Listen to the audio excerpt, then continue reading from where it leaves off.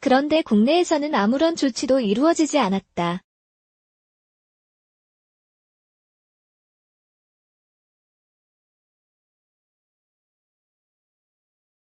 FCA 코리아 측은 미국 체로키의 커넥터드 카 시스템인 뉴커넥트가 국내에는 적용되지 않았기 때문이라고 설명했다.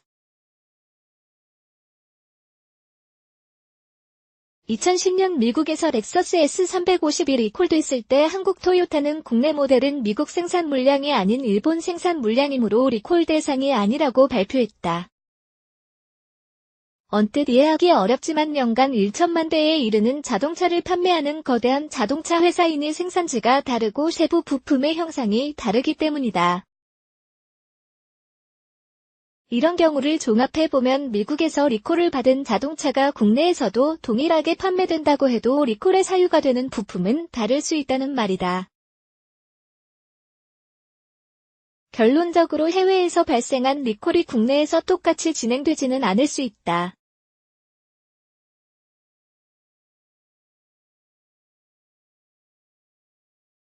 제도와 부품이 다르기 때문이다.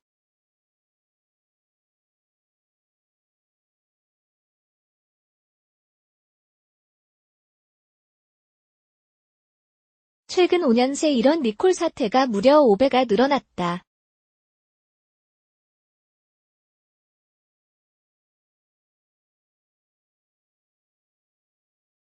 그런데 간혹 해외에서 리콜을 시행한 자동차를 국내에선 리콜을 하지 않는 경우도 있다.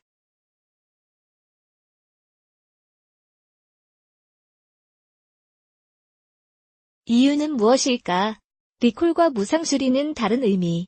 먼저 리콜과 무상수리의 차이를 알고 넘어가자.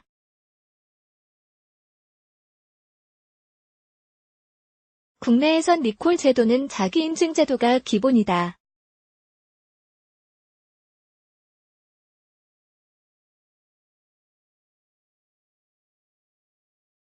다시 말해 자동차를 만든 제작자가 스스로 인증하고 판매를 하는 것이 제도의 기본 골격이다.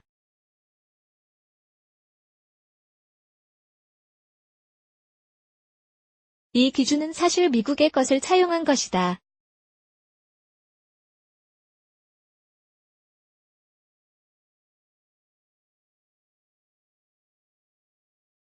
따라서 소비자나 언론이 아무리 결함이라고 주장을 해도 제작자 스스로 안전에 이상이 없다고 판단한다면 리콜을 결정하지 않을 수 있다. 하지만 회사의 대중적인 이미지를 고려해 상당한 손해를 입을 수 있다고 판단하면 리콜을 하게 된다.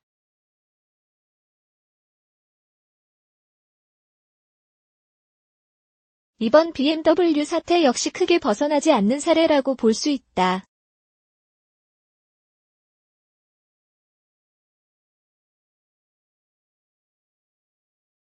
그런데 자동차 회사는 리콜을 결정하기에 앞서 무상수리와 리콜 가운데 무엇인가 하나를 결정해야 한다.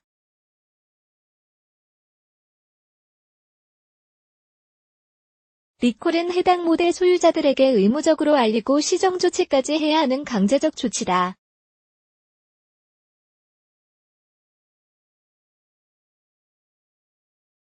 해당 모델의 마지막 차량까지 끝까지 찾아 반드시 의무적으로 무료 수리를 해야 하는 셈이다.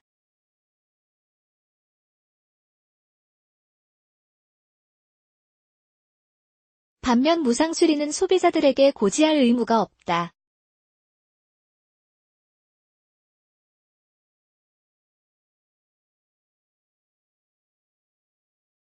게다가 무상보증 기간이 지나면 소유자들이 수리비용을 지불해야 한다.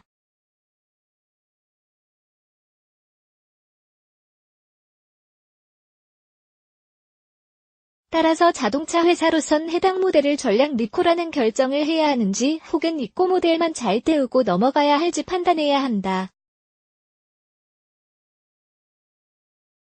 자동차 회사로선 리콜보다는 무상수리가 더 매력적인 것은 사실인 셈이다.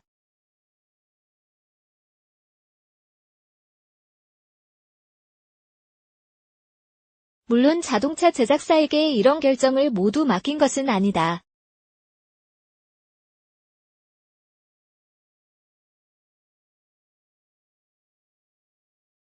정부로선 자동차 제작사와 소비자들 간의 정보 균형이 맞지 않는다는 이유를 들어 제작 결함 조사 제도를 두고 문제가 있다고 판단되면 즉시 조사를 시행해 제작사의 자발적 리콜을 유도한다. 만약 정부가 조사의 결함 사유가 안전에 위해된다고 판단하면 자동차 제작사의 판단과는 별도로 강제적 리콜도 진행할 수 있다.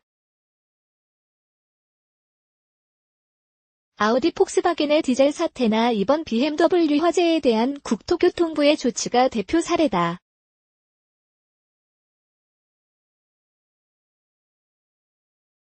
우리나라는 제작자의 자율성을 최대한 보장하기 위하여 자기인증 제도를 시행하고 있지만 안전에 관한 문제이므로 리콜 제도의 문제점들을 개선하는 작업이 필요한 시기다. 문제가 되는 것은 시간, 결정 속도를 올려야 업계에서 리콜에 관해 제도 개선이 시급하다고 입을 모은다.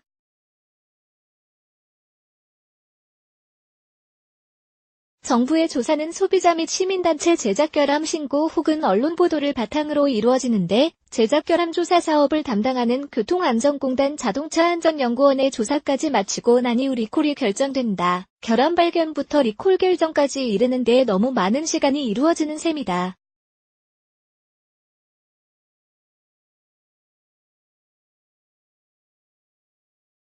늑장 리콜도 개선할 문제다.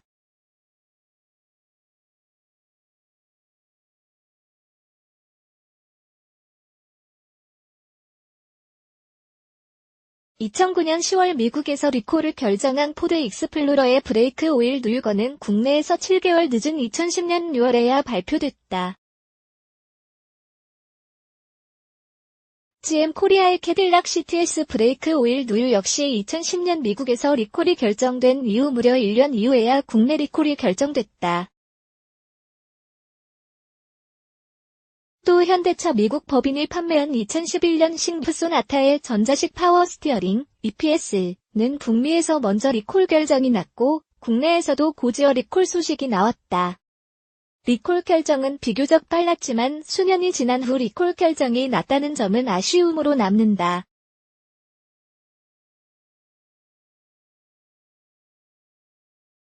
바로 어제다.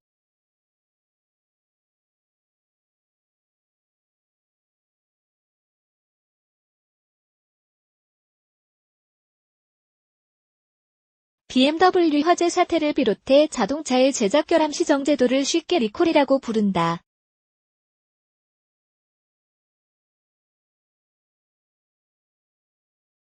리콜 안에 버티기에도 이유는 있다.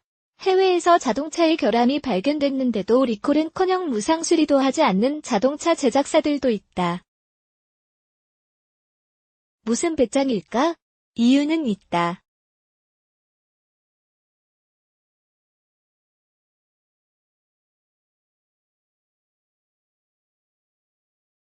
얼마 전 새로운 모델이 나온 지프 체로키의 해킹 사건을 기억하는 사람은 많지 않겠지만 자동차를 마음대로 해킹해 사고를 일으킬 수 있다는 해커의 지적은 큰 파문을 일으켰고 즉각 리콜로 이어졌다. 로이터 통신과 DPA 통신은 폭스바겐 티구안과 트란 등 70만 대를 리콜하기로 했다.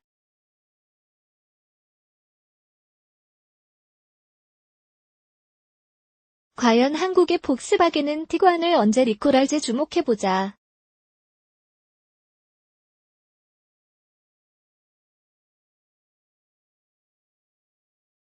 판매국가의 제도와 부품의 결함 여부에 따라 판단에 결정된다는 점이 포인트다.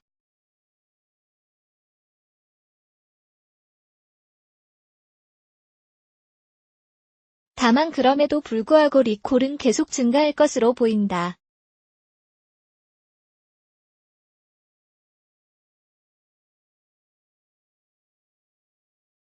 차종은 늘어나는데 신차 개발 기간은 점차 짧아지고 있으니 필연적이다.